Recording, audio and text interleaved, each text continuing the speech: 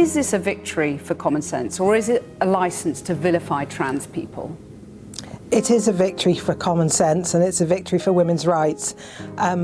Calling someone a man or a woman is not vilifying them, it's just describing them accurately, and you need to be able to describe people. Disclaimer.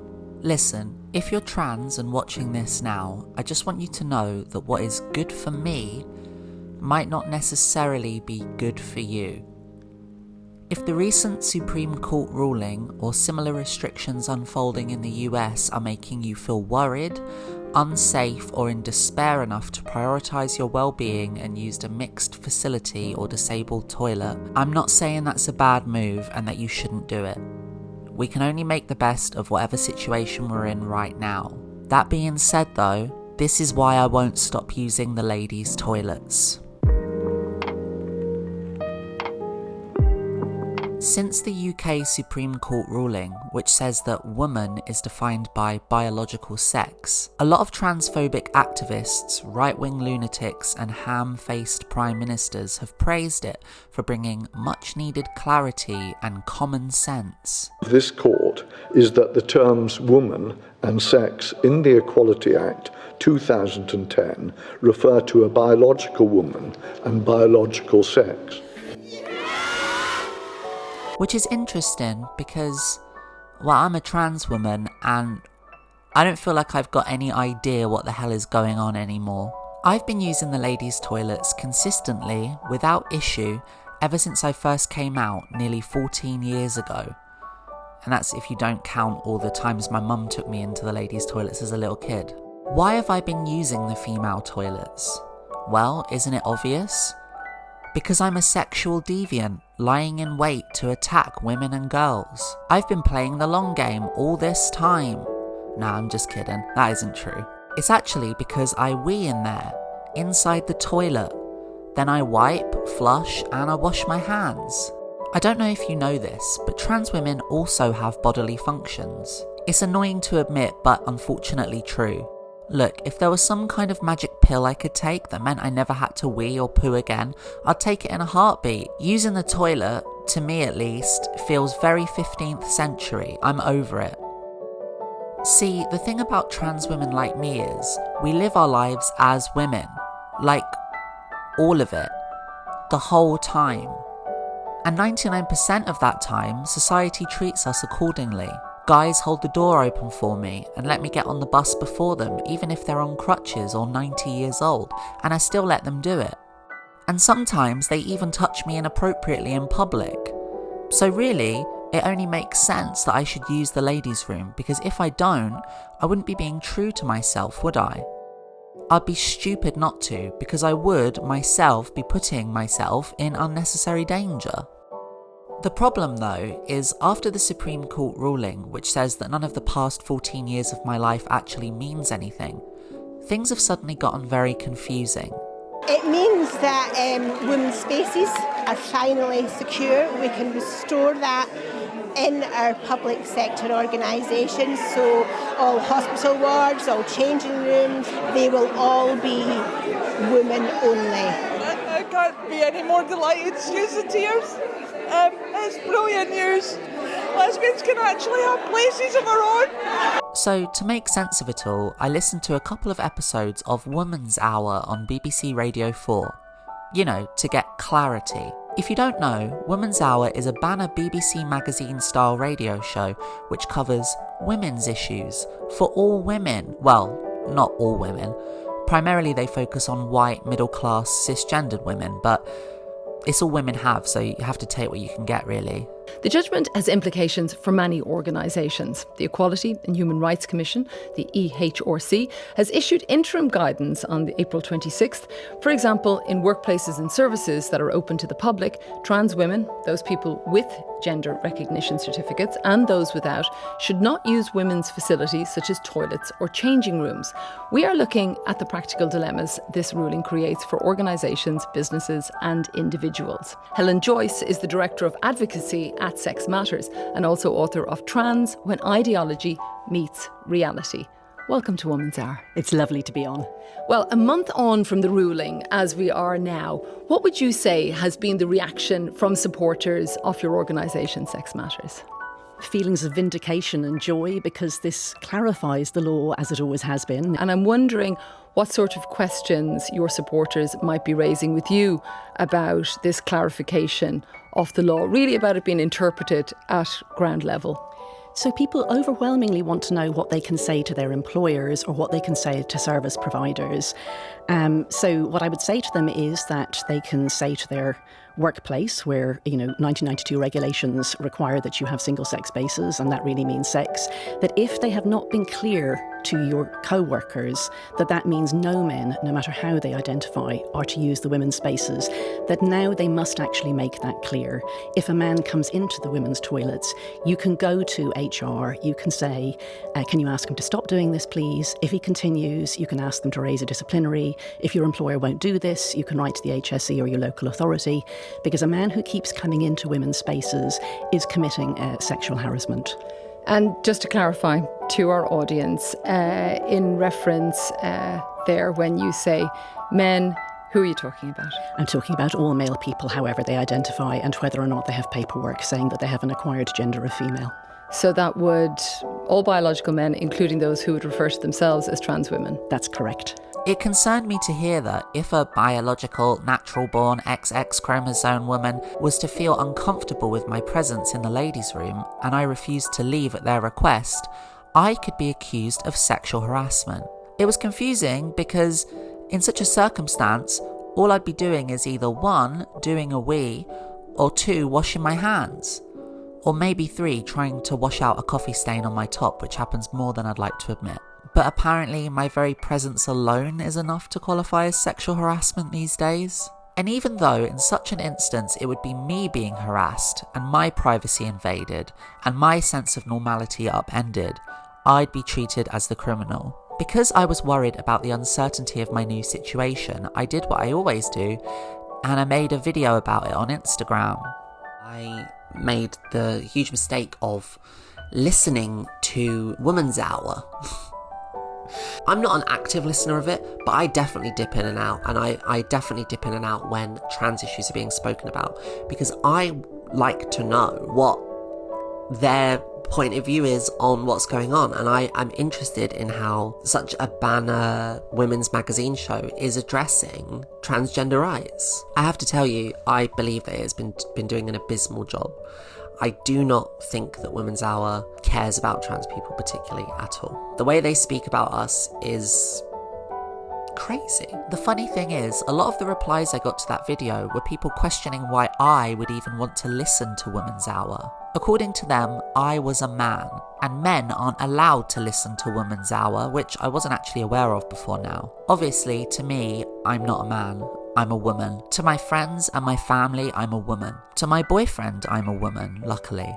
But according to the government, who last time I checked doesn't even know me and sucks, I'm not. Do you believe a trans woman is a woman? Look, I think the Supreme Court has answered that question. So you don't believe a trans woman is a woman? Look, a woman is an adult female, and the court has made that absolutely clear. I actually welcome the judgment because I think it gives real clarity. It allows those that have got to draw up guidance to be really clear about what that guidance should say. So I think it's important that we see the judgment for what it is. It's a welcome step forward. It's real clarity in an area where we did need clarity. I'm pleased it's come about. We need to move and make sure that we now ensure that all guidance is in the right place according to that judgment. What are your words for the trans community who are worried about what this could mean for them? Well, look, I think it is important that we have clarity about the law. That's what the Supreme Court is there for. So obviously that's an important and welcome step, and we go forward from there. Thanks for letting me know, I guess. It's good to know. So I'm starting to really worry about what I can and can't do. Can I still listen to BBC Woman's Hour? I mean, I don't actually want to. It's a terrible, awful, outdated, shitty excuse for a programme, but will I be arrested if I do? And what programmes am I allowed to listen to? Desert Island Discs? Again, I don't actually want to, but you get what I'm saying, it's the principle. One of the big things since the Supreme Court ruling, despite all the clarity and guidance it's given us obviously, is the complete lack of any clarity or guidance it's given us. No one seems to actually know when or how to start enforcing these new policies, including, for example, the actual Houses of Parliament, which until quite recently had itself not enforced any restrictions. Meanwhile, anti-trans activists have been popping bottles of champagne and appearing on GB News to celebrate this as a win for women's rights, which will push trans women into the men's rooms, where we apparently belong, regardless of our gender recognition certificate, physical status, lived experience, or really great hairstyle. I'll be real with you for a minute, this lack of clarity has been really tough for me, mentally. The building that I work in hasn't yet adjusted to the new regime, and frankly, I don't know where I stand anymore. This whole thing has put me in a pretty awkward, unfortunate position, essentially forcing me to come out at work when I didn't really actually want to. I mean, it's not like I was in stealth, but it's not something I ever mentioned at work. I've had loads of jobs and never mentioned it. Mainly out of principle and, trying to be a professional, productive member of society. Unfortunately, privacy simply doesn't feel like an option for me anymore, so I had to make my concerns known to them.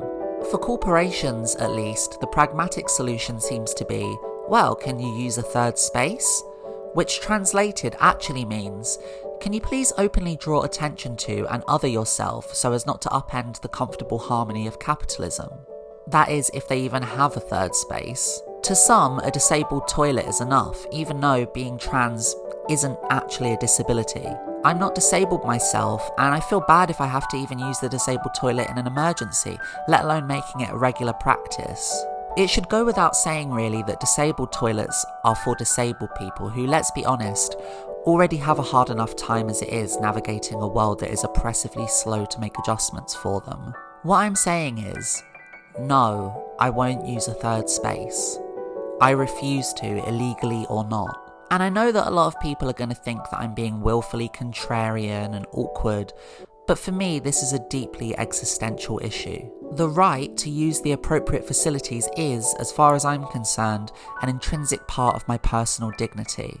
The right to, myself, be safe, and to have a fighting chance to be socially accepted is simply something I will not compromise on. To my mind, if I capitulate to this stupid ruling, I'll be conceding that trans women are a risk to the safety of women and girls, which we simply aren't. And if I do that, it communicates that I don't really see myself as a woman, and obviously that isn't the case, because I do. That's sort of the whole deal with being a trans woman.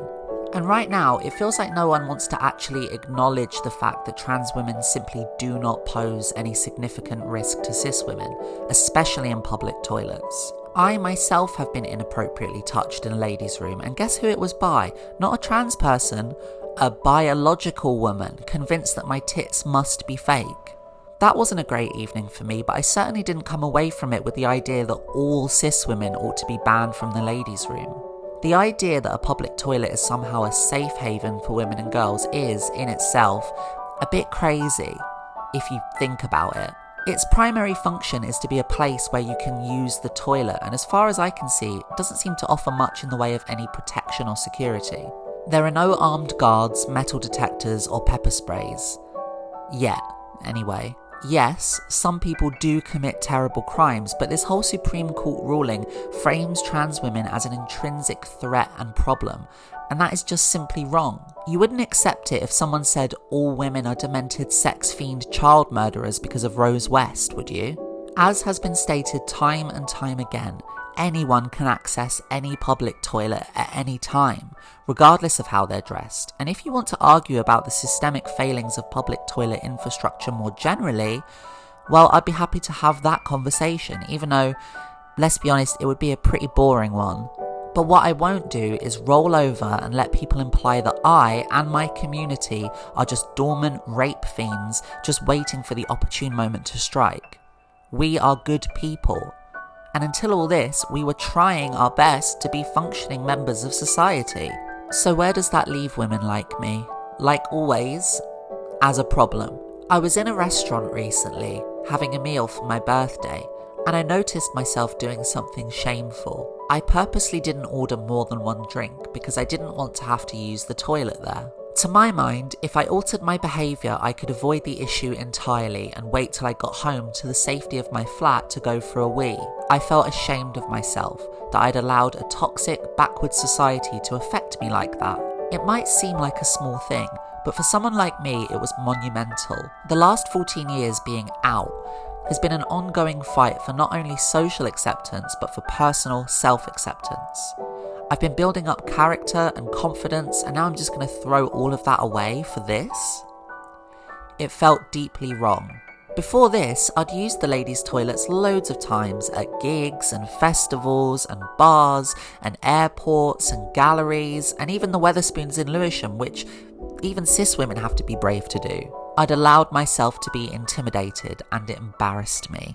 So, against my own preferences, I've come out at work. I've sent the appropriate email outlining my concerns and asking for guidance. It's not something I ever wanted to actually do, but like always, society at large has forced my hand. I feel like this is a recurring theme in the life of a trans woman. Most problems arise in response to us. The end goal of the trans woman is so often something as simple as, I just want to get by, and society so often responds to it with, no, you can't. What happens from here on? I don't know. The clarity and the certainty that has apparently been achieved for the majority has left women like me feeling completely, hopelessly lost.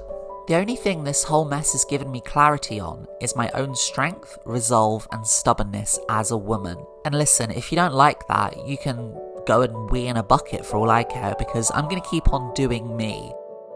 Even if it lands me in trouble. I mean, God knows we're in trouble enough as it is already, aren't we? Thank you so much for watching Lobotomy World. I appreciate you giving your time to it. If you liked the video, please do subscribe and hit the bell to be notified of upcoming videos. I've had a huge surge of new subscribers recently, which is really nice, so welcome if you're new. If you don't know, I do one of these video essay style videos every week, and I also put out a regular Lobotomy World podcast episode on the weekends, which isn't like this, it's more of a rambly, improvised podcast of me just talking into a microphone to myself. Also, I always do a special extra episode of the podcast which is available to my patrons, so if you'd like access to that, you can become a supporter of me on Patreon at patreon.com/lobotomyworld. Also, if you don't know, Lobotomy World started as and is an ongoing blog, and I've got a ton of articles over there that haven't yet made their way to being made into a video essay, so if you like my writing, you can read them at lobotomyworld.substack.com. Also, I am on Instagram at I'm Jen Ives. Big shout out to the patrons here. Thanks for your ongoing support. You guys are great. Okay, that's it for this week. See you soon. Goodbye.